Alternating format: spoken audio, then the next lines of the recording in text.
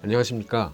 메이링 클리닉의 김영문입니다. 자, 이제 지금 제가 보여드리는 거부터는 이제 재미가 없으실 수 있는데 이것을 정확하게 이해하는 것이 대화의 핵심 중에 하나입니다. 자, 웨이브랭스는 선생님들 아시는 것처럼 파장이죠. 파장은 보통은 사인 웨이브를 갖고 있잖아요. 사인 웨이브를 갖고 있는데 그 길이를 우리가 파장이라고 하죠. 그것과 반비례하는 값을 우리가 진동수, 프리퀀시라고 아까 말씀드렸고요. 말한다고 말씀드렸고, 제가 여기서 말씀드리고 싶은 것 중에 가장 중요한 핵심은 여기 아래 에너지 덴시티하고 파워 덴시티 이야기입니다. 우리가 레이저는 크게 두 가지로 나눠서 생각해 볼 수 있어요. 뭐 매질에 따라 분류하는 방법도 있고 여러 가지 방법이 있는데 그 중에서 이제 중요한 거는 펄스를 이용한 레이저가 있어요. 예컨대 이런 겁니다. 제가 한번 그려볼까요? 이런 식으로.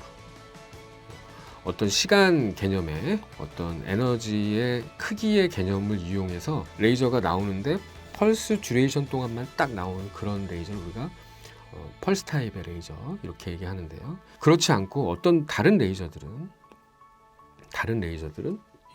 이런 식이죠. 예를 들면은 적분값으로 표현돼서요. 시간 동안의 어떤 에너지 값이 제가 레이저를 조사하는 동안에 쭉 같은 크기대로 쭉 나오는 그런 레이저가 있어요. 대표적인 게 이제 CO2 레이저입니다. 이런 레이저들은 같은 에너지로 쭉 제가 밟고 있는 그 순간 동안 같은 에너지 쭉 나가죠. 우리가 이런 걸 컨티뉴어스 타입의 레이저 이렇게 얘기를 하는데요. 이 두 가지 레이저를 에너지 값을 표시할 때 다르다는 걸 이해를 하셔야 합니다.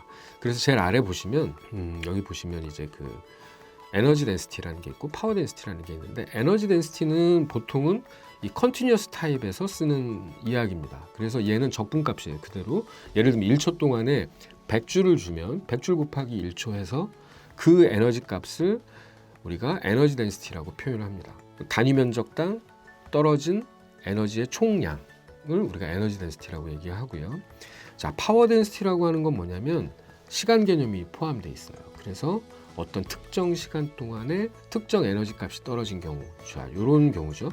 특정 시간 동안에 특정 에너지 값이 나온 경우 이 에너지 값을 표현할 때 우리가 파워 덴시티라는 얘기를 하는데 파워 덴시티는 그러니까 세 가지 개념이 포함되어 있죠. 첫 번째, 단위 시간당 얼마냐.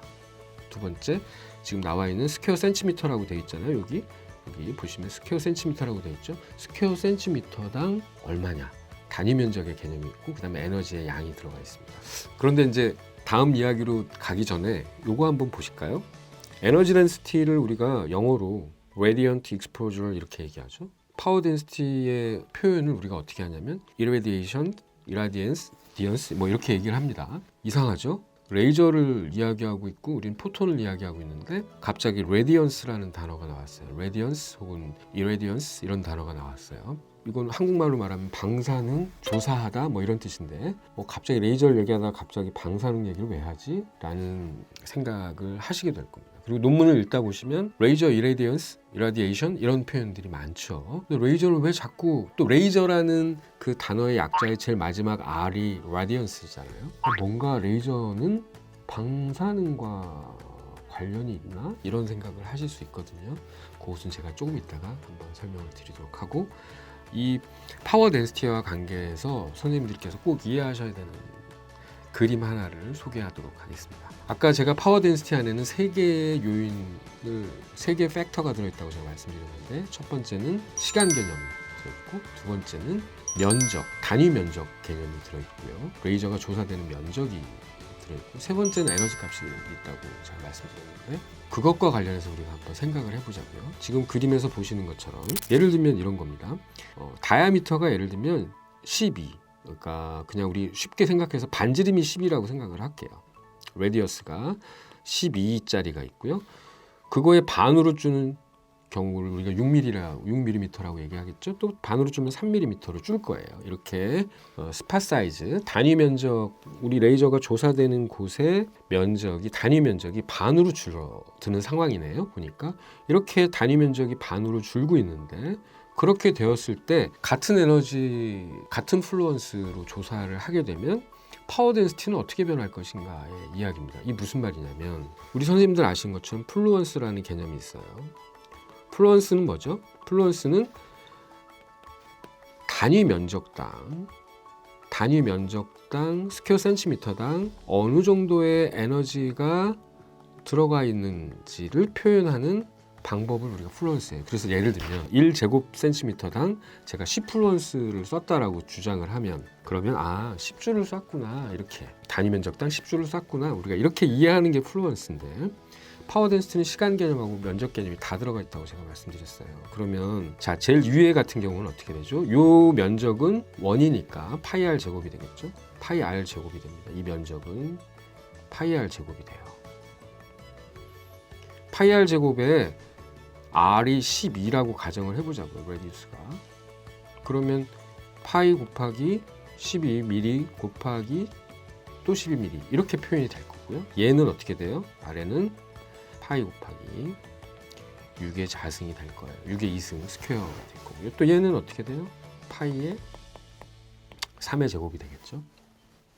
그러면 우리가 12mm의 반지름의 면적당 쏟아진 에너지가 50이라고, 플러스가 50이라고 얘기를 했을 때 다이아미터가 반으로 줄게 되면 보시는 것처럼 파이 r 제곱이기 때문에, 그죠? 단위 면적분의 에너지 값이잖아요. 그러니까 면적이 이렇게 다이아미터가 2배로 짧아지면 에너지는 4배가 파이 r 제곱이기 때문에 r 제곱에 비례해서 올라가게 되죠. 그래서 에너지 값은, 파워 덴시티는 200줄 per 스퀘어 센티미터가 될 거고, 다시 걔를 반으로 줄이면 다시 제곱이기 되기 때문에 800줄 per 제곱 센티미터가 될 거예요.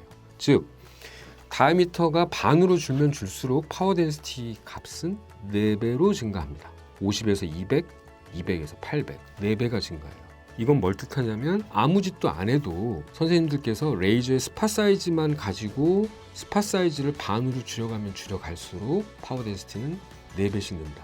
이 점을 오늘 제 이야기를 들어주시는 선생님들은 충분히 이해를 해주셔야 합니다. 그래야 다음번에 저랑 대화할 때 제가 또 말씀드린 내용을 잘 이해하실 수 있다고 저는 생각을 합니다. 아까 제가 이런 말씀을 드렸어요. 왜 자꾸 이런 레디언스, 이레디언스 이런 단어들이 레이저를 공부하는데 나오는지 이해가 안 간다. 또 레이저의 약자의 마지막 단어인 이 R 값이, R이 우리가 그 레디언스 방사능의 단어라는 걸 우리가 알고 있잖아요. 레디언스라고 하는 걸 알고 있잖아요. 그래서 뭔가 방사능과 관계가 있나 이런 생각을 하실 수 있는데, 그거에 대한 오해를 풀고 말씀을 마치도록 하겠습니다. 자, 이걸 보시면 우리가 이제 이런 단어를 쓸 때, 과학 영역에서 쓸 때 레디오 액티비티 이렇게 얘기하는 게 있고, 라디에이션 이렇게 얘기하는 게 있고, 그다음에 라디오 액티브, 그다음에 이라디에이션 혹은 이라디언스 이렇게 얘기하는 게 있는데요. 조금씩 다르죠. 라디오 액티비티는 뭐냐면 어떤 방사능의 정도를 표현하는 거예요. 그야말로 액티비티죠. 또 라디에이션은 방사선, 뭐 엑스레이, 감마레이 이런 걸 우리가 방사선 이렇게 얘기하고, 라디오 액티브라는 말은 라디오 액티브 머티리얼이죠. 이거는 방사능이 나오는 물질 이런 표현을 쓸 때 라디오 액티브 머티리얼 이렇게 얘기하고요. 이라디에이션 이렇게 얘기하는 거는 방사선을 조사한다, 우리가 이렇게 쏜다라는 표현입니다. 자, 그러면 우리가 빛을 쏘는 것이 이라디에이션입니까? 라는 질문을 하는데 안타깝게도 이라디에이션이죠. 왜냐하면 우리 레디에이션이라고 하는 방사선에는 크게 일렉트로마그네틱 라디에이션하고 뉴클리어 라디에이션이 있어요. 우리가 통상적으로 방사능에 오염됐어 뭐 이런 표현을 하는 거는 다 뉴클리어 라디에이션입니다. 뭐 후쿠시마 원전이 어떻게 됐어? 어디 핵폭발이 일어나서 방사능에 노출됐어? 이런 거 전부 다 뉴클리어 라디에이션입니다.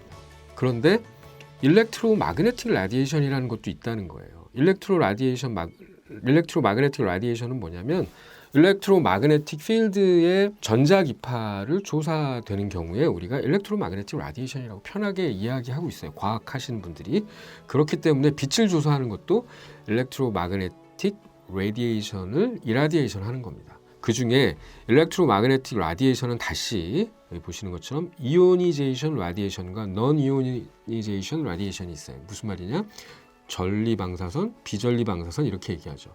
전리방사선은 제 뭐 아주 얕은 과학 수준으로는 물질을 이렇게 조사를 했을 때 우리 원소에 있는 전자를 튀어나가게 해가지고 이온화하는 그런 라디에이션을 우리가 이오나이제이션 라디에이션이라고 하고요. 그렇지 않고 전자가 튀어나가거나 이러지 않는 걸 우리가 넌 이오나이제이션 라디에이션이라고 그렇게 표현하는 걸로 알고 있습니다. 예컨대 이런 거죠. 울트라 바이올렛 자외선 영역은 어때요? 얘는 우리 쬐게 되면 우리 세포 안에 있는 DNA에 있는 몰레큘의 어떤 일렉트론이랄지 DNA에 데미지를 주죠. 뭔가 변화를 줍니다. 얘는 이오나이제이션 라디에이션의 일종이에요. 그렇지만 물론 가시광선도 에너지가 크면 그럴 수는 있지만 대부분 가시광선을 막 많이 맞는다고 해서 막 DNA 데미지가 굉장히 심하게 되고 그렇지는 않거든요. 그런 경우를 우리는 넌 이오나이제이션 라디에이션이라고 표현합니다. 그러니까 정리를 하면 빛은 굉장히 넓은 스펙트럼을 갖고 있어요. 엑스레이, 감마레이 영역에서부터 좌회선 영역, 가시광선 영역, 적외선 영역, 고주파 영역, 마이크로웨이브 영역 이런 영역들이 굉장히 넓은데 그런 영역 중에 우리가 통상적으로 이야기하는 것은 가시광선 영역의 빛을 이야기하고 있고요. 그것들은 전부 다 일렉트로마그네틱 필드 안에서 벌어지는 움직임을 말하는 것들이고 그렇기 때문에 우리가 파워 덴시티를 이야기하거나 에너지 덴시티를 이야기할 때는 레디에이션이란 말을 쓸 수밖에 없다. 빛은 일렉트로마그네틱 필드에서 일어나는 어떤 입자의 이동 혹은 파장의 이동이다. 이 정도로 오늘은 간단하게 말씀을 드리고요. 제가 어떤 이야기를 말로 설명하기 때문에 과학적이지 않은 표현이 있을 수도 있어요. 그렇지만 선생님들께 전달하고 싶은 것은 의사들 입장에서 쉽게 우리 에너지 베이스한 디바이스들을 이해하도록 도움을 드리고자 하는 그런 채널이기 때문에 제 입장에서 의사들이 좀 쉽게 이해할 수 있도록 바꿔서 전달해 드리려고 합니다. 제 이야기가 즐거우셨다면 구독, 좋아요, 알람 설정까지 부탁드립니다. 다음 시간에도 뵙겠습니다. 감사합니다. 구독하기 알림 설정 구독하기 알림 설정 구독하기 알림 설정 구독하기 알림 설정